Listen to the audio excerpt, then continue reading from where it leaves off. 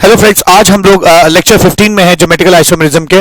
और आज मैं आपको दो चीजें सिखाऊंगा। ठीक है, पहली चीज कि आइसोमर्स कैसे ज्योमेट्रिकल आइसोमर्स गिनते हैं।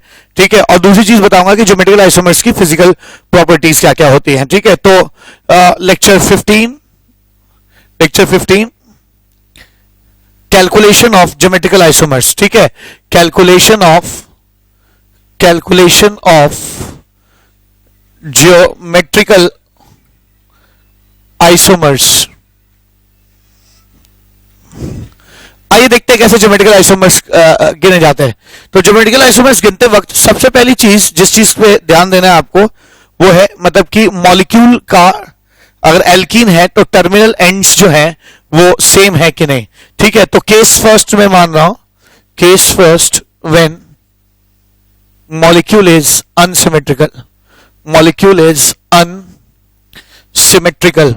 है ना। मॉलिक्यूल अगर अनसिमेट्रिकल है यानी इसके टर्मिनल एंड्स अलग अलग हैं, ऐसा कुछ CH double bond CH double bond CH, इस तरफ मान लीजिए CH3 आ जाए और इस तरफ जो है ना CH2 CH3 आ जाए। ठीक है, तो ये एक ज्योमेट्रिकल आइसोमर है, एक ज्योमेट्रिकल आइसोमर है जिसमें है ना दो ऐसे सेंटर्स हैं जिसके अबाउट ज्योमेट्रिकल आइसोमरिज्म संभव है। ठीक है, और ये मॉलिक्यूल अनसिमेट्रिकल है। आप देख सकते हैं इस तरफ इथाइल ग्रुप है और उस तरफ क्या है ना मिथाइल ग्रुप है। दोनों एक अनसिमेट्रिकल सेंटर्स हैं, अनसिमेट्रिकल टर्मिनल ग्रुप्स हैं। तो सेम टर्मिनल ग्रुप्स नहीं है दोनों तरफ, और सेम टर्मिनल ग्रुप्स ना होने की वजह से मॉलिक्यूल जो है वो अनसिमेट्रिकल हो जाता है। ठीक है, अब यहाँ पे कितने आइसोमर्स बनेंगे तो मैं ड्रॉ करना चाहता हूं कितने बनेंगे। आइए ड्रॉ करते हैं। ये दोनों कार्बन ये रहे, ये डबल बॉन्ड और ये डबल बॉन्ड। ठीक है, एक आइसोमर ये बना। ठीक है, जिसे मैं कह सकता हूं कि ये सिस है, ये भी सिस है। एक क्या बनेगा सिस और ये वाला ट्रांस। ये सिस है, ये ट्रांस है। मन में आ सकता है ये कैसे सिस है। सिस ऐसे है क्योंकि इसके दोनों हाइड्रोजन एक तरफ है और इसके भी दोनों हाइड्रोजन जो है एक तरफ है। ठीक है, ये तो सिस है ही, ट्रांस इसलिए क्योंकि इसका एक हाइड्रोजन इस तरफ है और दूसरा हाइड्रोजन इस तरफ है। ठीक है, तो आप ऐसे देख सकते हो, तो सिस ट्रांस, ट्रांस सिस, है ना।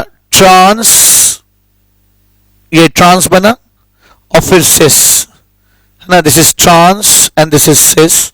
और एक बन सकता है ट्रांस ट्रांस, ये ट्रांस और ये भी ट्रांस। ठीक है, ये ट्रांस ये ट्रांस। तो मैं देख सकता हूं कि अगर दो स्टीरियोजेनिक सेंटर्स हैं तो आइसोमर्स 4 हैं। यानी एक मोटे तौर पर मैं फॉर्मूला क्या निकाल सकता हूं कि GI is equals to 2 to the power of n। ठीक है, 2 to the power of n geometrical isomers होंगे, where n is number of stereo centres. ठीक है, n is number of stereo centres या स्टीरियो, है ना, जेनिक सेंटर्स, एक ही बात है। ठीक है, तो एक चीज तो श्योर हो गई कि अनसिमेट्रिकल मॉलिक्यूल्स में स्टीरियोजेनिक सेंटर्स जितने होंगे 2 to the power of n कर देंगे, नंबर ऑफ ज्योमेट्रिकल आइसोमर्स आ जाएगा। केस सेकंड, अगला केस क्या, जब मॉलिक्यूल सिमेट्रिकल हो। ठीक है, case second when molecule is symmetrical. अब सिमेट्रिकल अगर है मॉलिक्यूल तो इसमें भी दो केसेस बन जाते हैं। ठीक है, दो केसेस बन जाएंगे, एक जहां ऑड स्टीरियोजेनिक सेंटर्स हैं और एक जहां इवन स्टीरियोजेनिक सेंटर्स हैं। ठीक है, तो व्हेन मॉलिक्यूल इज सिमेट्रिकल, है ना, व्हेन मॉलिक्यूल इज सिमेट्रिकल दो केस बनेंगे। केस सेकंड ए, व्हेन, तो सेकंड केस में मैं सेकंड ए बता रहा हूं। ठीक है, when stereogenic centre is odd. ठीक है, ऑड या इज इवन, पहले इवन केस लेते हैं। When stereogenic centre is even, तो इसी का एक केस ले लीजिए। ठीक है, इसी का एक केस ले लेते हैं। कैसे सिमेट्रिकल होगा, जब टर्मिनल ग्रुप सेम होंगे। CH double bond CH double bond CH, है ना, CH3 ऐसे कर लीजिए। यहां ये एक स्टीरियोजेनिक सेंटर है, ये एक स्टीरियोजेनिक सेंटर है।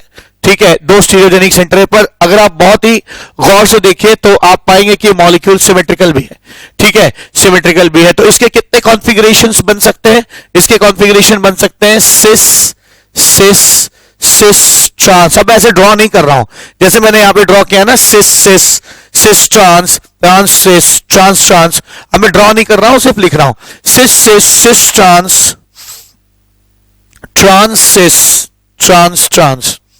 अगर आप देखेंगे चूंकि ये मॉलिक्यूल सिमेट्रिकल है, देखिए पहले क्या था, पहले सिस ट्रांस और ट्रांस सिस एक नहीं थे। ठीक है, ध्यान दीजिएगा, ये है सिस और ये है trans. Trans cis, cis trans और ट्रांस सिस अनसिमेट्रिकल मॉलिक्यूल में सेम नहीं होते, क्योंकि सिस के साथ यहां इथाइल जुड़ा है जबकि यहां सिस के साथ मिथाइल जुड़ा हुआ है, तो दोनों सेम हो ही नहीं सकते। लेकिन जब मॉलिक्यूल सिमेट्रिकल होगा, जैसे कि यहां है मॉलिक्यूल सिमेट्रिकल है, तो सिमेट्रिकल मॉलिक्यूल में सिस ट्रांस और ट्रांस सिस में कोई डिफरेंस नहीं है। सिस ट्रांस को ही पलट देंगे तो क्या आ जाएगा, ट्रांस सिस आ जाएगा। तो आप कह सकते हैं ये एक अलग ज्योमेट्रिकल आइसोमर है, इन दोनों में कोई डिफरेंस नहीं है, इसको मुझे एक गिनना चाहिए और ये एक हो जाएगा। तो टोटल 3 ज्योमेट्रिकल आइसोमर्स हो जाएंगे। अब इसका क्या फॉर्मूला होता है, तो इसका आप फॉर्मूला देख सकते हैं। इसका फॉर्मूला हो जाएगा geometrical isomer in case the molecule is symmetrical. ठीक है, symmetrical and has even number of stereogenic centres. Ladies and gentleman, geometrical isomers is equal to 2 to the power of n-1 plus 2 to the power of n/2 - 1, ऐसे लिख सकते हैं। तो ये geometrical isomer का formula हो जाएगा। इतने ज्योमेट्रिकल आइसोमर्स पॉसिबल होंगे। जैसे अब इस केस में ही देखिए, अगर इस ये वाला केस होता, ठीक है, तो मैं क्या लिखता, geometrical isomers is equal to 2 to the power of, stereogenic centres 2 है ना, तो n की वैल्यू इसके लिए 2 हो जाएगी। ठीक है, तो मैं लिख सकता हूं 2 - 1 plus 2 to the power of 2/2 - 1।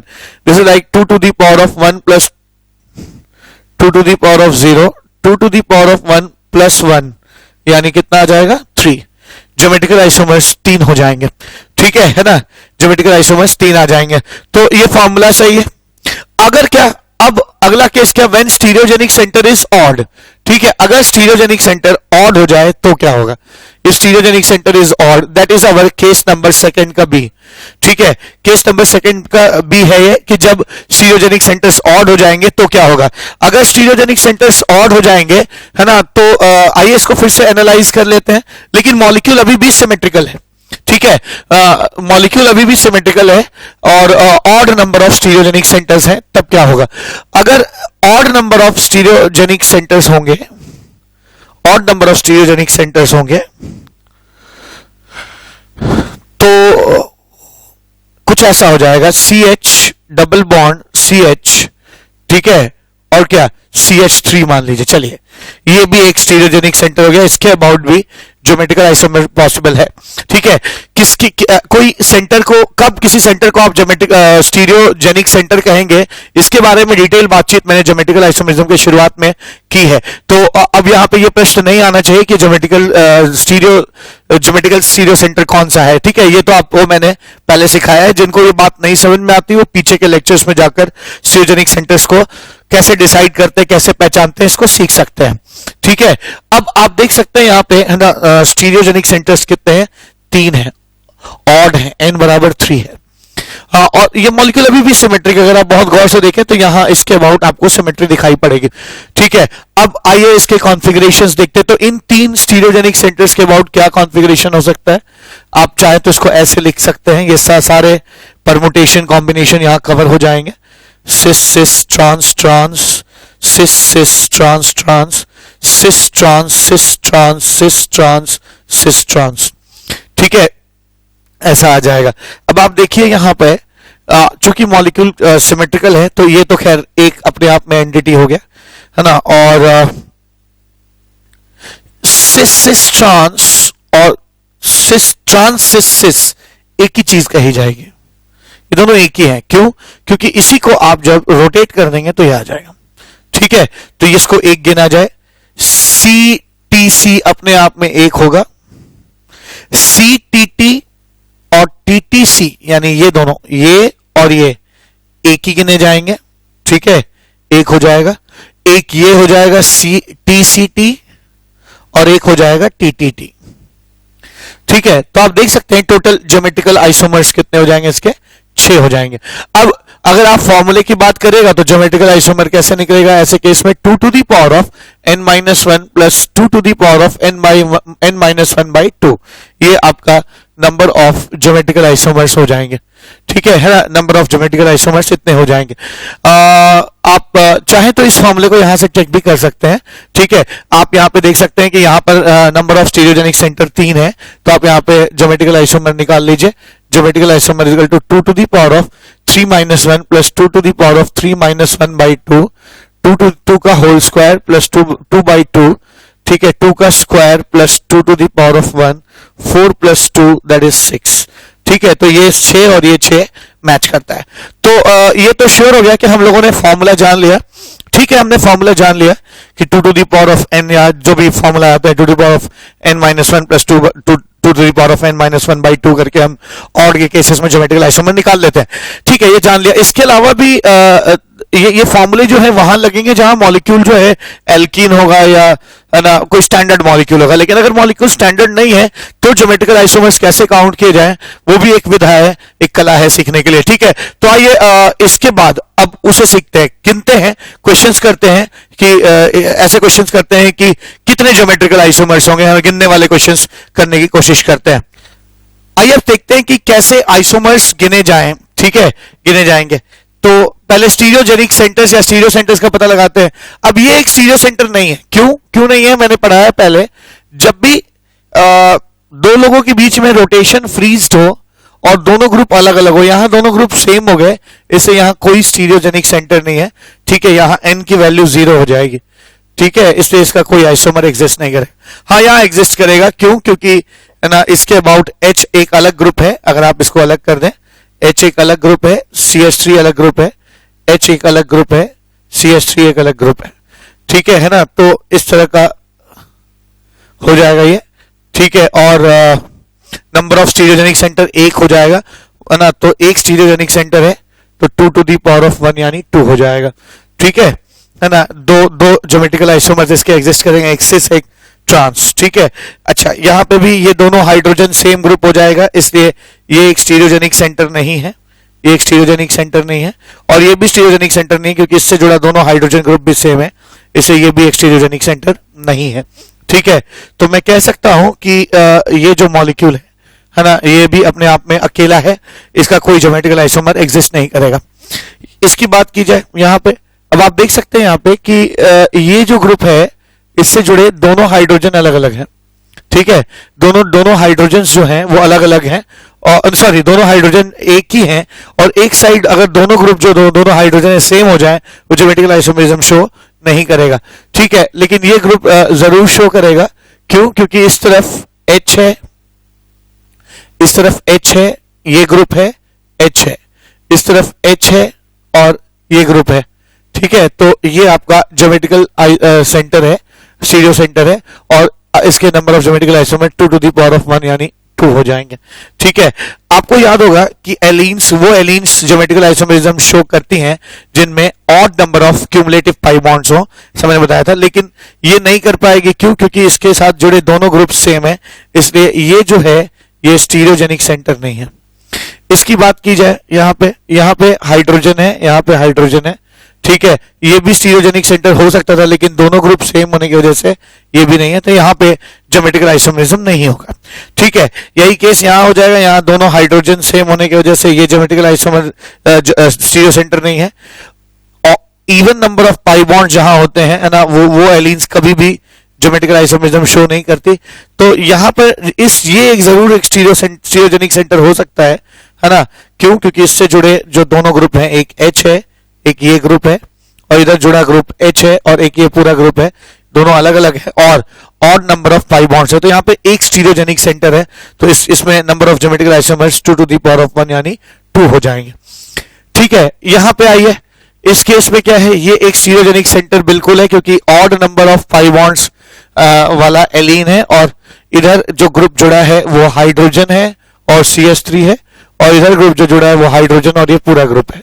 ठीक है, ऐसे ही मैं यहां कह सकता हूं कि ये एक स्टीरियोजेनिक सेंटर कतई नहीं होगा, क्योंकि है ना, और even number of pi bonds वाले क्यूमुलेटिव अलीन्स कभी भी ज्योमेट्रिकल आइसोमरिज्म शो नहीं करते।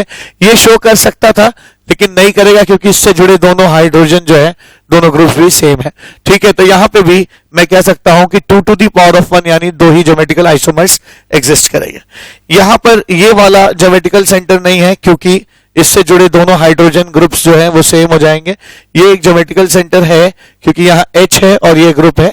ठीक है, ये भी ज्योमेट्रिकल सेंटर है क्योंकि H है और ये ग्रुप है, H है और ये ग्रुप है। ठीक है, ये भी ज्योमेट्रिकल सेंटर है। आपको याद होगा कि साइक्लिक कंपाउंड्स के अबाउट भी ज्योमेट्रिकल आइसोमरिज्म होता है। ठीक है, यहाँ ये और ये ग्रुप जो है दोनों ऊपर हो जाएंगे तो सिस हो जाएगा, एक ऊपर एक नीचे ऐसे हो जाएगा तो उसे हम क्या कहेंगे, ट्रांस कहेंगे। ठीक है, ऐसा है, तो इसके अबाउट भी शो कर सकता है। तो ये एक ज्योमेट्रिकल ये स्टीरियोजेनिक सेंटर है। दूसरा स्टीरियोजेनिक सेंटर ये भी है क्योंकि यहाँ आप देख सकते हैं कि मैंने आपको ये भी पहले पढ़ाया है कि साइक्लो एल्कीन्स जो हैं वो ज्योमेट्रिकल आइसोमेरिज्म शो करते हैं। शर्त यह है कि उनमें 8 या उससे ज्यादा नंबर ऑफ कार्बन एटम्स होने चाहिए। ठीक है, तो यहाँ पे 8 से ज्यादा कार्बन एटम्स हैं इसलिए ये ज्योमेट्रिकल आइसोमेरिज्म शो करेगा। ठीक है, आगे आइए नाइन्थ के क्वेश्चन नंबर 9। इसमें क्या है आप देख सकते हैं, ये एक ज्योमेट्रिकल आइसोमेरिज्म को है ना जनरेट करने वाला सेंटर है, स्टीरियोजेनिक सेंटर है क्योंकि यहाँ लोन पेयर है, वहां OH है और इधर H है और इतना बड़ा सा ग्रुप है। ठीक है, अच्छा हाँ मैं यहां भूल गया, यहां पर क्या हो जाएगा, यहां आपने 1 2 3 4 स्टीरियोजेनिक सेंटर्स निकाले तो इसका फॉर्मूला जो हो जाएगा, मॉलिक्यूल कहीं से मुझे अनसिमेट्रिकल नहीं लग रहा है इसलिए 2 टू द पावर ऑफ 4 यानी 4 16 आइसोमर्स हो जाएंगे इसके। ठीक है, ऐसे यहां आ जाइए, ये एक ज्योमेट्रिकल आइसोमेरिज्म को जनरेट करने वाला सेंटर है, स्टीरियोजेनिक सेंटर है। ये भी एक स्टीरियोजेनिक सेंटर है, इधर H है इधर H है, ये ग्रुप अलग ये ग्रुप अलग, H अलग ये ग्रुप अलग, ये भी एक स्टीरियोजेनिक सेंटर है, सेम रीजन ये भी एक स्टीरियोजेनिक सेंटर है। तो मैं देख सकता हूं यहाँ पे 1 2 3 4 और ये मॉलिक्यूल सिमेट्रिकल भी नहीं है इसलिए इसमें नंबर ऑफ ज्योमेट्रिकल आइसोमर्स जो हो जाएंगे 2 टू द पावर ऑफ 4 यानी 16 हो जाएंगे। ठीक है, ऐसे यहां आ जाइए, इस केस में क्या होगा, एक तो अगर आप साइक्लिक कंपाउंड्स को देखेंगे तो साइक्लिक कंपाउंड्स के हिसाब से एक स्टीरियोजेनिक सेंटर ये है क्योंकि इन दोनों के अबाउट रोटेशन फ्रीज्ड है, यहां H है यहां CH3 है यहां H है और ये ग्रुप है। ठीक है, दोनों H अगर ऊपर होंगे तो सिस और दो एक ऊपर एक नीचे होगा H तो उसे हम ट्रांस कहेंगे। ठीक है, ऐसे ही एक स्टीरियोजेनिक सेंटर ये है, एक स्टीरियोजेनिक सेंटर ये है और एक स्टीरियोजेनिक सेंटर ये है। तो मैं साफ देख सकता हूं यहाँ पे 4 स्टीरियोजेनिक सेंटर है इसलिए इसमें भी number of geometrical isomer 2 to the power of 4 यानी 16 हो जाएगा। ठीक है, ये स्टीरियोजेनिक सेंटर जैसा दिख रहा है लेकिन ये स्टीरियोजेनिक सेंटर नहीं है क्योंकि मैंने आपको बताया था वो cyclo alkenes geometrical isomerism show करते हैं जिसमें 8 या 8 से ज्यादा नंबर ऑफ कार्बन एटम्स होते हैं। ठीक है, तो वो शो नहीं करेगा। ये जरूर एक स्टीरियोजेनिक सेंटर है क्योंकि यहाँ H है यहाँ CH3 है यहाँ H है यहाँ ये चीज है। ठीक है, तो ये चीज बिल्कुल शो करेगी। ठीक है, ये भी एक स्टीरियोजेनिक सेंटर है, क्यों, क्योंकि इधर लोन पेयर है इधर बॉन्ड पेयर है, दोनों ग्रुप्स अलग अलग हैं, इधर का ग्रुप अलग है और इधर का ग्रुप अलग है। ठीक है, अगर आप इसको ऐसे काट दीजिए तो देखिए इधर के ग्रुप में पाई बॉन्ड है जबकि इधर के ग्रुप में पाई बॉन्ड नहीं है, तो इसके अबाउट भी ये भी एक ज्योमेट्रिकल या स्टीरियोजेनिक सेंटर है। तो यहाँ पे 2 स्टीरियोजेनिक सेंटर है तो इसमें है ना नंबर ऑफ जो ज्योमेट्रिकल आइसोमर्स हो जाएंगे वो 4 हो जाएंगे। तो ये हम लोगों ने अभी तक 11 क्वेश्चन देखे हैं, मेरे पास 4-5 क्वेश्चन और है, आइए उसे देखते हैं। नाउ नेक्स्ट क्वेश्चन क्या है, 12th। ठीक है, मान लीजिए ये 12th क्वेश्चन है। ठीक है, कि यहां पर 2 मिथाइल ग्रुप जुड़े हुए हैं। अब इसके कितने ज्योमेट्रिकल आइसोमर्स होंगे। ठीक है, तो आप देख सकते हैं कि आप ऐसे तुरंत कर सकते हैं कि सर ये एक ज्योमेट्रिकल या स्टीरियोजेनिक सेंटर है, एक है तो 2 टू द पावर ऑफ 1 2 हो सकता है। ठीक है, मैं डिमॉन्स्ट्रेट भी कर दे रहा हूं, इसको मैंने अभी यूज भी किया था कई क्वेश्चंस में। ऐसे देखिए, आप ड्रॉ करेंगे तो ऐसा कुछ आ जाएगा, मिथाइल ऊपर ये भी मिथाइल ऊपर, दोनों मिथाइल ऊपर, एक ऊपर एक नीचे, एक नीचे एक ऊपर, तो ये एक ऊपर और दोनों नीचे, है ना, दोनों नीचे, ऐसे केस बन सकते हैं। अब आप ध्यान दीजिए कि दोनों नीचे है ना, मिथाइल दोनों नीचे है। ठीक है, आप उसको जैसे दोनों मिथाइल नीचे, आप इसको ऐसे पलट दीजिए तो दोनों मिथाइल ऊपर हो जाएंगे। तो ये और ये केस डिफरेंट नहीं है, सेम है। ठीक है, तो इसको मैं नया केस नहीं काउंट करूंगा, ये सेम है। ठीक है, और आप देख सकते हैं ये भी केस सेम है, एक ऊपर एक नीचे एक नीचे एक ऊपर है, जो एक नीचे एक ऊपर है उसको पलट देंगे तो एक ऊपर एक नीचे आ जाएगा। इसको ही आप पलट देंगे अगर, है ना, आप 180 डिग्री ऐसे रोटेट कर दीजिए तो ये चीज यही आ जाएगी, यानी ये भी डिफरेंट नहीं है, तो है ना, बिल्कुल सही है कि ये 2 हो जाएगा।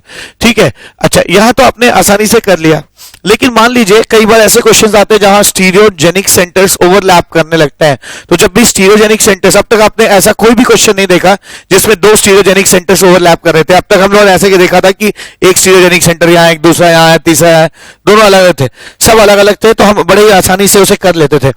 लेकिन अगर स्टीरियोजेनिक सेंटर्स ओवरलैप करने लगते हैं तो फिर आपके पास कोई चारा नहीं है। You can not use the formula, you have to use your common sense and draw it to find it out. ठीक है, तो आइए ऐसा एक क्वेश्चन करते हैं। नेक्स्ट क्वेश्चन, अगर ओवरलैप करने लगे, मान लीजिए मैंने एक ऐसा कुछ बना दिया, ठीक है, ऐसे ऐसे ऐसे, तो इसमें कितने कॉम्बिनेशंस बन सकते हैं देखे जाएं। ठीक है, 3 ग्रुप्स हैं, तो आइए देखते हैं कितने कॉम्बिनेशंस बन सकते हैं। एक कॉम्बिनेशन ये बनेगा कि तीनों ऊपर,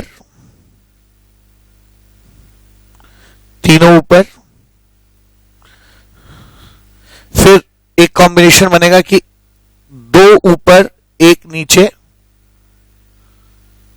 अब 1 नीचे ऐसे हो सकता है कि पहला वाला नीचे आ जाए, ठीक है, फिर दूसरा वाला नीचे आ जाए और ये दोनों ऊपर हो। और तीसरा केस बन सकता है जहां, है ना, ये जो तीसरा वाला है ये नीचे चला जाए और ये दोनों ऊपर आ जाए। ठीक है, ऊपर आ जाए, ऐसा कुछ, तो ऐसा कुछ हिसाब किताब। ठीक है, तो मैं देख पा रहा हूं ये केस बने। अच्छा, फिर और बनेगा, यहां सभी ऊपर, यहां 2 ऊपर। अब ऐसा केस बनाइए जिसमें 1 आदमी ऊपर हो और 2 आदमी नीचे हो। ठीक है, तो 2 नीचे, है ना, 2 नीचे 1 ऊपर,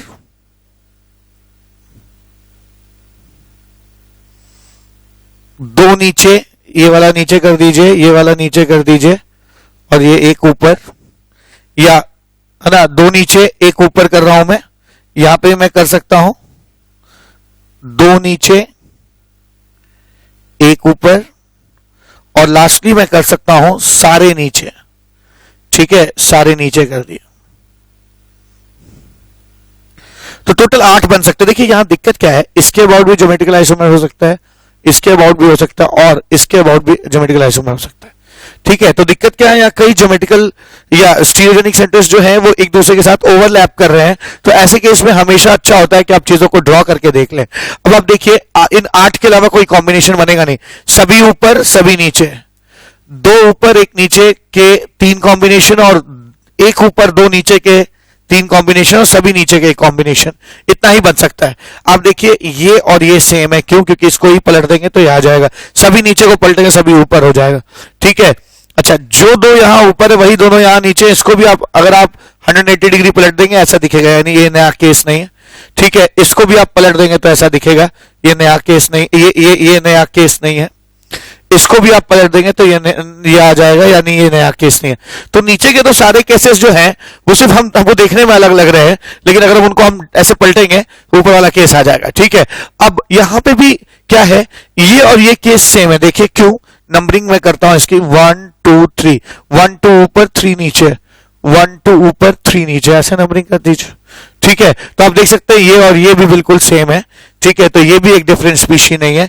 तो सिर्फ इस तरह के कंपाउंड के नंबर ऑफ ज्योमेट्रिकल आइसोमर कितने हो जाएंगे, सिर्फ 3 हो जाएंगे। ठीक है, तो यहां पे GI जो है वो 3 हो जाएगा। ऐसे मेरे पास 2 और क्वेश्चंस हैं, है ना, जहां हमको चीजों को बनाकर एनालाइज करना होगा। अब एक क्वेश्चन और, अगर मुझे ज्योमेट्रिकल आइसोमर बना पूछा जाए ऐसे केस में, यहां CH3 है, CH3 है, यहां CH3 है। ठीक है, ज्योमेट्रिकल आइसोमर्स पूछा जाए कितने होंगे, तो क्या कर सकते हैं? ठीक है, क्या कर सकते हैं हम? कर ये सकते हैं कि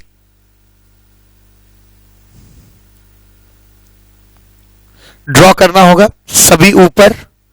ठीक है, सभी ऊपर, फिर 2 ऊपर 1 नीचे, फिर दो ऊपर एक नीचे कैसे हो सकता है? ये ऊपर और ये वाला नीचे, और एक बन सकता है जिसमें है ना सेकंड और थर्ड वाला ऊपर हो जाए और ये नीचे हो जाए। बाकी और जो चार बनेंगे वो इनके ही जैसे होंगे, ठीक है। फॉर इंस्टेंस चलिए मैं बना देता हूं इस बार भी, ठीक है। यहां पे मैं क्या कह सकता हूं, ये देखिए सारे ऊपर वाले केस एग्जॉस्ट हो गए, दो ऊपर वाले केस एग्जॉस्ट हो गए। अब एक ऊपर वाला केस देखिए, एक ऊपर दो नीचे,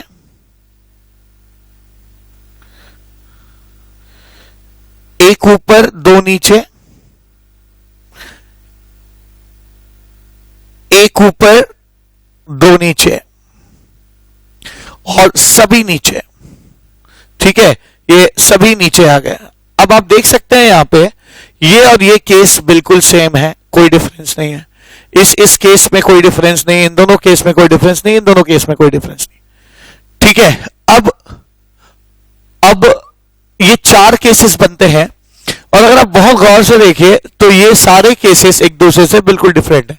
जैसे ना मन में आ सकता है कि क्या ये केस है, डिफरेंट, बिल्कुल डिफरेंट है। अगर आप नंबरिंग करेंगे, अब तो नंबरिंग इधर से होगी 1 2 3 4, ठीक है। 1 2 3 4, 1 2 3 4, ये बिल्कुल अलग है। पहला दोनों ऊपर और फोर्थ पे नीचे, पहला ऊपर दूसरा नीचे फोर्थ ऊपर, तो ये कोई भी केस आपस में मैच नहीं कर रहे हैं। तो मैं कह सकता हूं कि इसके है ना नंबर ऑफ ज्योमेट्रिकल आइसोमर्स जो है वो 4 हो जाएंगे। ये सारे ये जो है ये 4 ज्योमेट्रिकल आइसोमर्स हो जाएंगे, ठीक है। अच्छा, अगली चीज क्या, अब इस मॉलिक्यूल के अलावा मेरे पास और भी क्वेश्चंस हैं, ठीक है। अब जैसे एक क्वेश्चन और मेरे पास रह जाता है ओवरलैपिंग स्टीरियोजेनिक सेंटर्स का, तो आइए उसको भी करते हैं। और आज के बाद कभी भी ऐसा केस आपको मिले जहां पर स्टीरियोजेनिक सेंटर्स जो हैं वो ओवरलैप करते हैं, तो एक ही तरीका है उसको गिनने का कि आपको ड्रॉ करना पड़ेगा, ठीक है। बिना ड्रॉ किए आप गलती कर देंगे, ठीक है। आप गिन भी नहीं सकते, इसका कोई अलग से फॉर्मूला नहीं है, ठीक है। अब जैसे फॉर इंस्टेंस एक एक कंपाउंड ये भी आता है सामने कि इसके कितने आइसोमर्स होंगे, आइए ड्रॉ करते हैं। तो अब मैं कम से कम इतना व्यूवर्स समझ चुके हैं कि 8 बनाने की जरूरत नहीं है। नीचे जो 4 बनते हैं वो हमेशा ऊपर वाले को 180 डिग्री पलटने पर आते हैं, तो ये तो मैं बनाने नहीं जा रहा। तो मैं सिर्फ 2 केस बनाऊंगा, सब ऊपर और 2 ऊपर वाले केस बनाऊंगा। सब ऊपर और सब नीचे एक हो जाता है और 2 ऊपर और 2 नीचे एक हो जाता है, ठीक है। तो सिर्फ 2 केस बनाने हैं मुझे यहां पे, सभी ऊपर, सभी ऊपर,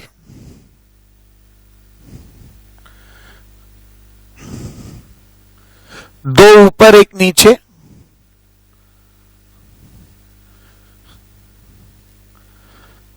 दो ऊपर एक नीचे और दो ऊपर एक नीचे, ठीक है। ऐसा अब होता क्या है, ध्यान दीजिए, यहां पे होगा क्या, सभी ऊपर है, ठीक है, अच्छा केस है। अब ये तीनों बिल्कुल डिफरेंट नहीं है। आप देखिए नंबरिंग करिए, क्योंकि ये मॉलिक्यूल बिल्कुल सिमेट्रिकल है, आप नंबरिंग यहां से कहीं से भी कर सकते हैं। तो मैं एक पहला नीचे, दूसरा फर्स्ट नीचे, 3 और 5 ऊपर, फर्स्ट नीचे 3 और 5 ऊपर, ठीक है। फर्स्ट नीचे 3 और 5 ऊपर, ठीक है। तो आप देख सकते हैं कि ये और ये अलग अलग केसेस नहीं है, सेम है। तो बस इस मॉलिक्यूल के अगर आप ज्योमेट्रिकल आइसोमर्स की बात करिएगा तो सिर्फ 2 ज्योमेट्रिकल आइसोमर्स होंगे, ठीक है। तो इस लेक्चर में हम लोगों ने अब तक है ना ज्योमेट्रिकल आइसोमर्स को कैसे गिना जाए इस चीज को समझा, और काफी क्वेश्चंस में गिना भी, कुछ स्पेशल केसेस भी देखे जहां पर है ना अगर आपके स्टीरियोजेनिक सेंटर्स आपस में ओवरलैप करते हैं तो वहां पर कैसे गिना जाता है ये भी सीख लिया। अब ज्योमेट्रिकल आइसोमरिज्म नियरली एंड कर गया है। जो चीज एक चीज मुझे बतानी है वो है physical properties of geometrical isomers. तो आइए उसे देखते हैं। Physical properties of geometrical isomers, ठीक है।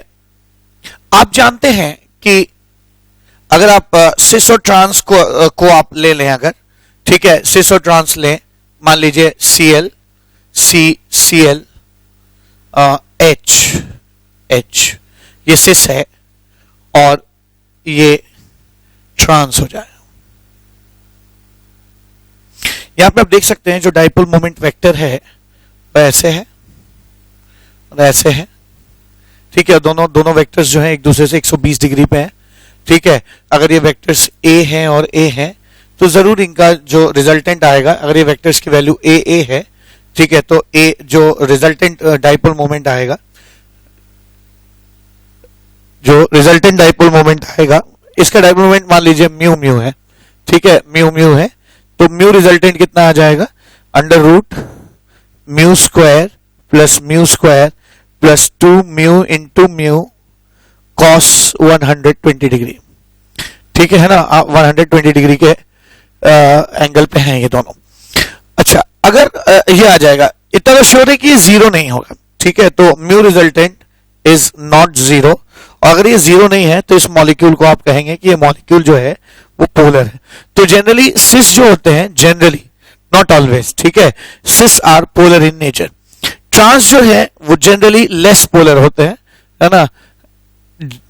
ये देखिए, ये वेक्टर और ये वेक्टर दोनों एक दूसरे को कैंसिल कर देंगे, ठीक है, तो मैं कह सकता हूं कि यहाँ जो म्यू रिजल्टेंट आएगा वो जीरो आ जाएगा। ये दोनों वेक्टर्स म्यू और म्यू एक दूसरे से 0 डिग्री पे है, दोनों एक दूसरे को कैंसिल कर देंगे, ठीक है। आपको अगर लगता है कि नहीं ये तो सीधी रेखा में ही नहीं, ऑपोजिट नहीं है, तो आप देखिए वेक्टर्स को आप पैरेलली शिफ्ट कर सकते हैं, ठीक है। तो जब भी आप इनको पैरेलली लेके आएंगे तो ये दोनों एक दूसरे के ऐसे चले आएंगे, जबकि यहाँ क्या है, ऐसे है ना। अगर आप इनको ना पैरेलली शिफ्ट करेंगे तो देखेंगे इनके बीच का एंगल जो है 120 डिग्री आ जाएगा।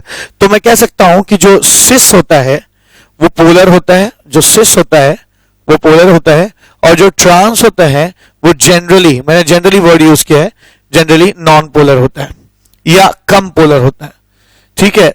नॉन पोलर या लेस पोलर हो जाएगा। अगर यहाँ पे कोई और स्पीशी क्लोरीन की जगह ब्रोमीन कर देंगे तो पोलैरिटी कम आएगी, इसकी लेस पोलर हो जाएगा, ठीक है। अब मैंने एक चीज देख लिया, मैं सिस ट्रांस के बारे में ये चीज जान गया, ठीक है।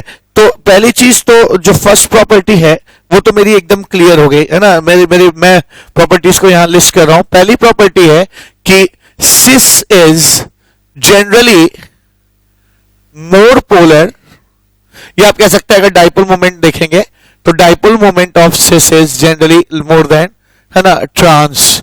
आप कह सकते हैं generally cis is more polar than trans, polar than trans। एक बात। दूसरी बात क्या, ठीक है, दूसरी बात है डाइपोल मोमेंट के बाद नेक्स्ट चीज है बॉइलिंग पॉइंट। अब आप जानते हैं कि अगर सिस का म्यू 0 नहीं है तो ये पोलर कंपाउंड है। पोलर कंपाउंड्स में आपस में डाइपोल डाइपोल इंटरैक्शन होता है, ठीक है, डाइपोल डाइपोल इंटरैक्शन होता है। और अगर ट्रांस का म्यू मान लीजिए 0 है या कम है, 0 है, तो ये इंड्यूस्ड डाइपोल इंटरैक्शन होगा। अब आप जानते हैं कि फोर्सेस के मामले में डाइपोल डाइपोल ज्यादा मजबूत फोर्स है, और अगर डाइपोल डाइपोल इंटरैक्शन ज्यादा स्ट्रांग है इंड्यूस्ड डाइपोल से, तो बॉयल करते वक्त मॉलिक्यूल्स आसानी से बॉयल नहीं करेंगे क्योंकि इनके बीच का इंटरमॉलिक्यूलर फोर्स ऑफ अट्रैक्शन ज्यादा है, ठीक है। तो मैं कह सकता हूं कि बॉइलिंग पॉइंट के मामले में, है ना, बॉइलिंग पॉइंट के मामले में सिस का बॉइलिंग पॉइंट ट्रांस से, है ना, ज्यादा होना चाहिए, ठीक है, क्योंकि dipole dipole interaction induced dipole interaction से ज्यादा तगड़ा इंटरमॉलिक्यूलर फोर्स है, और जितना इंटरमॉलिक्यूलर फोर्स ज्यादा होता है उतना ही बॉइलिंग पॉइंट ज्यादा होता है। मैं यहां पे लिख सकता हूं कि इंटरमॉलिक्यूलर फोर्स अगर ज्यादा होता है तो बॉइलिंग पॉइंट भी उस चीज का ज्यादा हो जाता है। नेक्स्ट प्रॉपर्टी क्या, फिजिकल प्रॉपर्टी, तीसरी बॉइलिंग पॉइंट, तीसरी है मेल्टिंग पॉइंट, है ना, मेल्टिंग पॉइंट। अच्छा, अब ध्यान दीजिएगा, मेल्टिंग पॉइंट ना इंटरमॉलिक्यूलर फोर्स पे कम और, है ना, पैकिंग ऑफ इन लैटिस पे ज्यादा डिपेंड करता है। अब ट्रांस में होता क्या है, देखिए, ट्रांस में बल्कि ग्रुप दूर दूर होते हैं, ठीक है, दूर दूर होते हैं, तो इनकी पैकिंग इजीली हो जाती है। जबकि यहां पे सिस में दोनों बल्कि ग्रुप साथ साथ होने से, है ना, पैकिंग अच्छे से नहीं हो पाती, एक तरफ खाली है एक तरफ दोनों बल्कि ग्रुप्स हैं, ठीक है। तो आप एलिमेंट्स ऑफ सिमेट्री भी देखेंगे तो ट्रांस में आपको है ना ज्यादा सिमेट्री मिलेगी, है ना, ज्यादा सिमेट्रिकल होता है। इसमें ना सिर्फ प्लेन ऑफ सिमेट्री मिलेगा बल्कि पॉइंट ऑफ सिमेट्री भी मिलेगा इसमें, ठीक है। इन सब पॉइंट ऑफ सिमेट्री या प्लेन ऑफ सिमेट्री मैं आगे आपको ऑप्टिकल आइसोमर्स में बताऊंगा, ठीक है। यहां सिर्फ प्लेन ऑफ सिमेट्री है, पॉइंट ऑफ सिमेट्री नहीं है। तो मैं कह सकता हूं ट्रांस ज्यादा सिमेट्रिक होते हैं। ज्यादा सिमेट्रिक होने की वजह से इनका जो सॉलिड स्टेट में लैटिस बनता है वो बहुत ही अच्छा उसका पैकिंग फ्रैक्शन होता है, और अच्छे पैकिंग फ्रैक्शन की वजह से उसका मेल्टिंग पॉइंट बढ़ जाता है, ठीक है। तो मैं कह सकता हूं क्या कि since trans are more symmetrical, hence since trans are more symmetrical, hence they form very good lattice. Good in a sense having high packing fraction, ठीक है। इनका पैकिंग फ्रैक्शन बहुत ज्यादा होता है, और पैकिंग फ्रैक्शन हाई होने की वजह से good lattice hence have high density, इनकी डेंसिटी बढ़ जाती है, और डेंसिटी बढ़ जाने की वजह से, ठीक है, आप कह सकते हैं hence have high melting point. तो मेल्टिंग पॉइंट की जहां तक बात है तो आप याद रखिए ट्रांस का मेल्टिंग पॉइंट है ना सिस से ज्यादा होता है, ठीक है। तो मैं इंपॉर्टेंट बातों पर है ना आपको बता दूं, मैं डाइपोल मोमेंट सिस का ज्यादा होता है ट्रांस से, बॉइलिंग पॉइंट सिस का ज्यादा होता है ट्रांस से, मेल्टिंग पॉइंट ट्रांस का ज्यादा होता है सिस से, ठीक है। चौथी चीज है स्टेबिलिटी, और पांचवी चीज सॉल्युबिलिटी बताऊंगा। स्टेबिलिटी की जहां तक बात है आप देख सकते हैं दोनों बल्की ग्रुप अगल बगल होने से, ठीक है, दोनों बल्की ग्रुप अगल बगल होने से है ना सिस में एक रिपल्शन डेवलप हो जाता है। इस रिपल्शन को आप है ना इलेक्ट्रॉन क्लाउड का रिपल्शन, इसको आप वंडरवॉल रिपल्शन कह सकते हैं, ठीक है। तो वंडरवॉल रिपल्शन होने लगता है इनके बीच में, जबकि यहां पे क्या है दोनों इलेक्ट्रॉन क्लाउड्स काफी दूर हैं, इनके बीच में रिपल्शन की संभावना बहुत कम है, तो स्टेबिलिटी बढ़ जाएगी। तो स्टेबिलिटी की बात अगर जहां तक आती है तो मैं कह सकता हूं कि है ना in cis bulky group are closer, ठीक है। In cis bulky groups are closer, hence bulky groups are closer, hence more repulsion, so less stability. मैं लिखता इसलिए ताकि जिसको जो लोग नोट्स बना रहे हैं साथ साथ इसके नोट्स भी आप बना सकते हैं, ठीक है। तो इसकी स्टेबिलिटी कम हो जाती है, यानी बल्की ग्रुप जो है ना क्लोज होने की वजह से सिस की स्टेबिलिटी कम होती है। तो मैं कह सकता हूं कि स्टेबिलिटी के मामले में ट्रांस जो है वो सिस पे हावी पड़ता है, ठीक है। ये एक याद रखने वाली बात आपको है ना जाननी चाहिए। इसके अलावा अगली चीज क्या, अब सॉल्युबिलिटी की बात की जाए, ठीक है। हम लोगों ने 4 फिजिकल प्रॉपर्टीज पे बातचीत की अब तक, ठीक है। कौन कौन सी फिजिकल प्रॉपर्टीज हमने बात की कि डाइपोल मोमेंट पे बात किया हम लोगों ने, बॉइलिंग पॉइंट, मेल्टिंग पॉइंट और स्टेबिलिटी बात की। सॉल्युबिलिटी पे भी बात कर लेते हैं। सॉल्युबिलिटी भी एक ऐसी फिजिकल प्रॉपर्टी है जिसपे अक्सर कॉम्पिटिटिव एग्जाम्स में क्वेश्चन आ जाता है सिस ट्रांस को लेकर, तो इसको भी सीखा जाए। सॉल्युबिलिटी डिपेंड करती है, ठीक है। सॉल्युबिलिटी डिपेंड करती है, कैसे, ध्यान दीजिए। 5th प्रॉपर्टी है सॉल्युबिलिटी।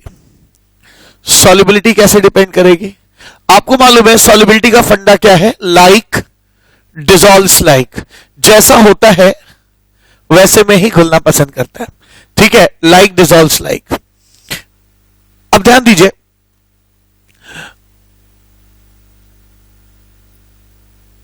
होता क्या है, अगर सॉल्वेंट, 2 बातें हो सकती है, हमारा सॉल्वेंट जो है वो पोलर है कि हमारा जो सॉल्वेंट है वो नॉन पोलर है, ठीक है। नॉन पोलर है क्या है, इससे बहुत कुछ डिपेंड करता है। अगर सॉल्वेंट पोलर होगा, ठीक है, तो polar like dissolves like, polar में पोलर ही ज्यादा घुलेगा, ठीक है, तो मैं देख सकता हूं कि ट्रांस और सिस में सिस ज्यादा पोलर होता है, सिस की पोलैरिटी ज्यादा होती है। तो मैं कह सकता हूं पोलर सॉल्वेंट में सॉल्युबिलिटी की बात अगर होगी, सॉल्युबिलिटी की बात होगी तो सिस की सॉल्युबिलिटी ट्रांस से ज्यादा होगी। ठीक है, सिस की सॉल्युबिलिटी ट्रांस से ज्यादा होगी। और अगर नॉन पोलर सॉल्वेंट में सॉल्युबिलिटी की बात होगी, सॉल्युबिलिटी की बात होगी तो मैं कह सकता हूं कि ट्रांस, क्योंकि नॉन पोलर है ना, तो नॉन पोलर चीजों में नॉन पोलर चीजें ही ज्यादा घुलती हैं, यानी यहां पे नॉन पोलर कौन है, ट्रांस है, तो सॉल्युबिलिटी ट्रांस की नॉन पोलर सॉल्वेंट में ज्यादा हो जाएगी, है ना, सिस से ज्यादा हो जाएगी। तो यहां पे हम लोगों ने, है ना, फिजिकल प्रॉपर्टीज भी ज्योमेट्रिकल आइसोमर्स के देख लिए। So ladies and gentleman, this is end of geometrical isomerism. आज इस लेक्चर में हम लोगों ने ज्योमेट्रिकल आइसोमर्स काउंट करना सीखा और उनकी फिजिकल प्रॉपर्टीज सीखी। तो इस टॉपिक को मैं यहां एंड करता हूं। अगले टॉपिक यानी अगले लेक्चर से मैं ऑप्टिकल आइसोमरिज्म पे बातचीत करूंगा। तब तक के लिए thank you so much, have a nice day.